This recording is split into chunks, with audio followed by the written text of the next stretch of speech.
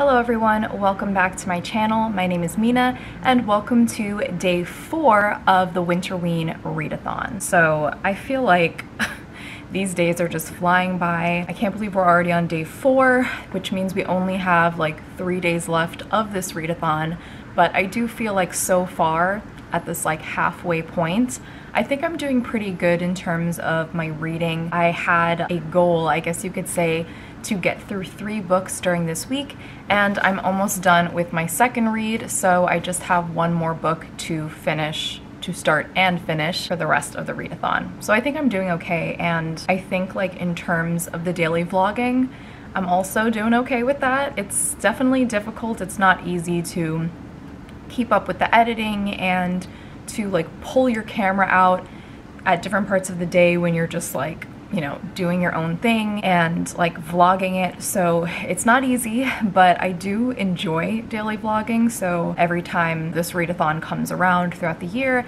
I definitely want to participate and do this because I do enjoy it. I also think that because I'm not teaching right now and it's like in between the 2 semesters, I'm kind of like in this limbo phase. Having this readathon and kind of building myself a routine every day, like wake up, get ready, film your like morning clip, upload your vlog from yesterday, like having that sort of set morning routine during this week is kind of helpful for me because I know that if I wasn't doing this, I would probably just stay in bed until 10:30 just on my phone or reading, but it would take me a lot longer to get out of bed and like get started with my day. So I am kind of happy that this readathon came when it did because it's definitely providing me with some sort of structure and schedule to my days during this like transitional period between the 2 semesters. So those are the updates in terms of the readathon as a whole, but I also want to update you guys on what I read of The Haunting of Brynn Wilder last night. I got a little bit further than I anticipated, so that's exciting. I wanted to get to page 150, but I actually got to page 175, so I read an extra 25 pages, and that means that I have like 98 pages left to go. So the goal is to finish reading this today and to probably get started on my 3rd read, which is Horrorama. Let me get that really quick. As you guys saw from my TBR video, this is like one of my favorite covers of all time. It's literally a retro vintage VHS tape looking cover, which I absolutely love. And this is a book of 3 horror novellas. So this is going to satisfy the prompt of reading a short story / novella that's creepy. I'm going to try to read all 3 of them, but like I said, if I just get to one, that will satisfy the prompt, so it's fine. And I'm also going to read one of these novellas in the dark. So maybe today, when I finish Brynn Wilder and get started on this, I will start it in the dark. But yes, those are my future reading plans after I'm done with this one. In terms of like what I read yesterday, I still have the same feelings as I did when I updated you guys last night. I still don't feel like this is entirely horror as much as I'd want it to be. Coming from somebody who reads a lot of horror and, you know, thrillers and things like that, this is definitely not scary to me. And one thing that I don't like is that this author uses a lot of like dream sequences to give us the horror scenes rather than those horror scenes actually being like real life. Again, it's still kind of questionable whether she's dreaming these things or they're happening, but it always ends up with her like waking up in bed wondering like, was that a dream or did that actually happen? Did I actually see those things? Did I actually do those things? So like to me, that doesn't really scream horror because it's like a nightmare, right? And that's not, I mean, yes, it's scary, but at the same time, it's not like real horror. So I'm hoping that these are like real events that are happening to her and she's not just dreaming everything, but we shall see. I'm really waiting for some spooky and like scary scenes that will just creep me out, but I haven't gotten any. There was like one creepy moment when she was with, what's his name? Dominic, the guy that she likes and who likes her. And I don't know what she was like thinking something and he was sleeping next to her. And he like responded in his sleep to something that she thought of in her mind. And I thought that that was so creepy. I was like, what the hell? Did he just like read her mind and then like respond to her, so that was kind of creepy, but other than that, I'm not finding anything too scary. So I am going to get started with my day. I'm going to eat some breakfast, and then I am probably staying home again today. I don't have my car, I don't have anywhere to go, it's a pandemic, there's nothing to do, so I will probably just be reading all day.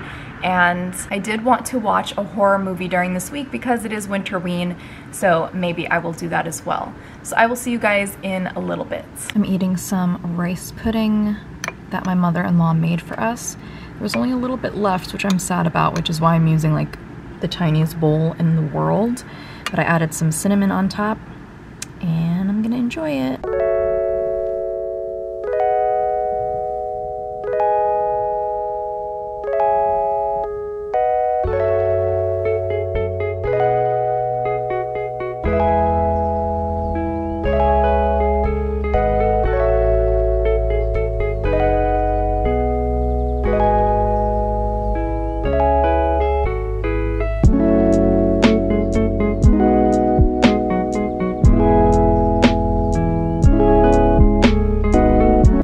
So I've seen a couple of my favorite booktubers keeping track of their books read throughout the year in this like visual form where you basically just draw a bookshelf with blank books, and then every time you finish a book you fill in the title and like the color of the spine. So I really wanted to do that. I'm gonna try to do it this year. I didn't fill up all of my shelves because I don't know how much I'm really going to read, so I'm going to start with this for now, and then I could always add some more if I need to. But so far I have Queen's Peril, which was the first book I read this year, An Unwanted Guest, and then Haunting of Brynn Wilder. Hopefully when I finish it today, this will be accurate, and then I'll continue along with every book that I finish.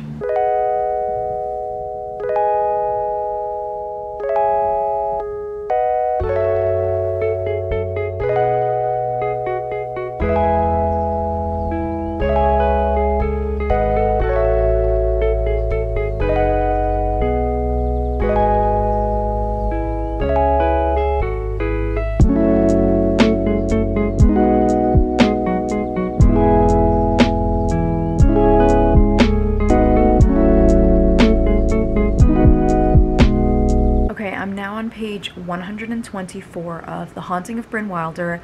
I have about 50 pages left, so I'm almost done with this book.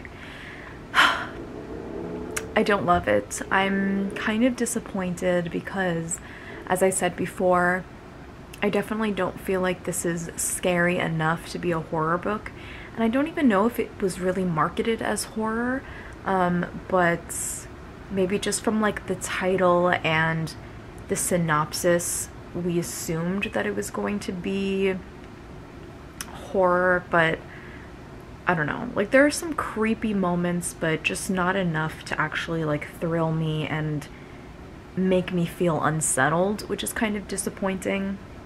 The other thing that is bothering me, and I don't remember who it was that said this. I don't know if this was somebody that I was watching on BookTube or somebody posted this on their Bookstagram story, or if it was one of my friends, but there was a conversation of like, what cliche lines in books do you not like to read? And somebody said, I hate when authors use the line, I let out a breath that I didn't know that I was holding, or I released a breath that I didn't think I was holding. And I had actually never like encountered that line in a book before, so when I read that person's comment, I was like, I actually have never read that before. And I kid you not, this author uses that line 4 times in this book, and there's still 50 pages left, so who knows if she's going to use it for a 5th or 6th time. But the first time I saw it, I was like, oh my god, that's funny. That's the line that somebody hates like seeing in books. The second time I was like, wait, again? Like, seriously? The third time I was like, okay, this is ridiculous. And then the 4th time I was just like speechless as to like why. Like, I'm trying not to be rude here because I've never finished writing a novel in my life, so I don't even know the struggles and like what it is to you know, be a successful published author. So I'm not like criticizing, but like, why would you use the same line 4 times in a book? I don't know. That just bugged me when I saw it for the 4th time, and I'm just really not enjoying it overall as much as I wanted to, and I kind of just want to finish this book and get to my 3rd read. So I will give you guys my final thoughts when I'm done with the last 50 pages, and yeah, I will talk to you in a little bit. So I'm about to make myself some iced coffee. I'm using this Bones coffee, Jamaican Me Crazy. It's just like a medium roast blend. It doesn't have any flavoring, but it's good. Okay, so I got my cold brew here. My machine has a cold brew option, so that's what I did. And I have myself a little bit of half and half milk, and I added in a little bit of vanilla flavoring so that it's kind of like a vanilla sweet cream. So I'm just going to pour that in. This is my favorite part.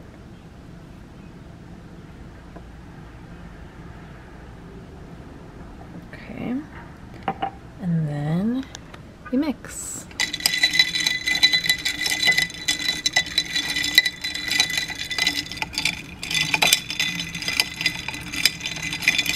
This is like my cheap version of Starbucks, because we can't spend all our money on Starbucks, can we?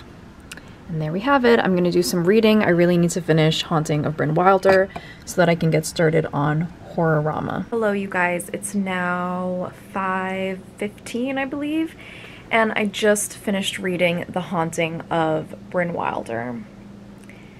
Like, just finished it.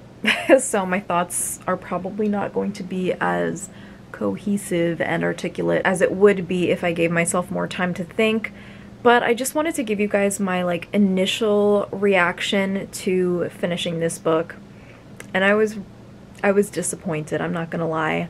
I think that I would probably rate this a 2.5 or 3 stars if I'm being generous.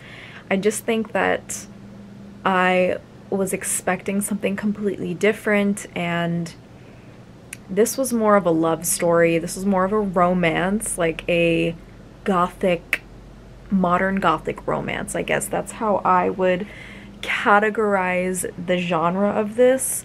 You could also say it's a little bit of a mystery and a literary fiction type book. I don't know, I definitely think that this is not horror and it's not a thriller, and the ending was like super anticlimactic for me because I had all these expectations about what was going to happen and thinking that there would be some like real conflict, but I felt like this book lacked conflict. Like, yes, there was like a little bit of a mystery with the woman who previously died at the boarding house, and this might be considered a spoiler, so be warned, but with Dominic's character and his past and who he was, if he was really like a bad guy or if he was a good guy. But those conflicts seemed so insignificant and like just not, what's the word? There weren't a lot of like things at stake. It was kind of just like this is a weird term, but a lazy read for me. Like, it just felt like the plot and the conflict was lacking and like nothing happened. Like, it was basically just this woman going to this boarding house to get away from her life problems and like her depression and like dealing with really tragic experiences in her life, and then finding love, you know, with a man there and dealing with a lot of loss and grief. And I guess, like, if you go into that expecting it, maybe you'll enjoy it, but it's definitely not a horror novel. It's definitely not thrilling. It's definitely not suspenseful. It's barely suspenseful. So I didn't really enjoy it at all. And I wasn't crazy about the writing. Like, I don't think the writer is a bad writer, of course, but it's just not really my style. So I don't think that I will be picking anything else up from this author either. So kind of disappointed about that. And I do want to start reading my 3rd book for this readathon, which is Horrorama. So I think I'm going to do that. I'm going to see if I can like read it in the dark somehow, maybe with like my phone flashlight, just so that we can check off that challenge for the readathon. But yep, those are my overall thoughts for this. Wasn't crazy about it. I'm really interested to hear what the thoughts are going to be during Gabby and Olivia's live discussion over the weekend. So I will check in with you guys a little bit later after I start reading Horrorama. Okay, you guys, so I am sitting in the dark in my bedroom. Aside from like my phone's flashlight that I'm going to use here to read, everything else, as you can see, is pitch black. So we're doing this, and I'm going to get started on reading the first novella in Horrorama, and that one is called Store All Self-Storage. It says, Richard Dennison has landed a new job as a night security officer. His bosses are a bit strange, but not as bizarre as the renters who visit their units at night, and the only instructions he's been given are to call the police. So that's the one I'm going to start with, and I believe, let's see how long it is. I don't know if I'm going to read it all in one sitting right now. So it starts on page 7 and goes to page 75. So it is 68 pages. So we'll see. I'll either read it all in one sitting now if I have time, or I'll break it up and read some now, some later, or some tomorrow. So yeah, I'm going to go ahead and get started on this. I'm excited. I'm scared. I haven't like been in pitch blackness by myself in a long time. I will check in with you guys a little bit later. Yum. Yum. Yum. Hello friends, so I am going to end today's vlog here because it's like super long. So this clip is going to be quite short, but I am almost done with the first story in Horrorama. I did take a break so that I could start editing the vlog and eat the Chick-fil-A dinner that we had, which was exciting. So shout out to my husband for getting us Chick-fil-A. Oh, Yoda wants to say goodbye. Yoda?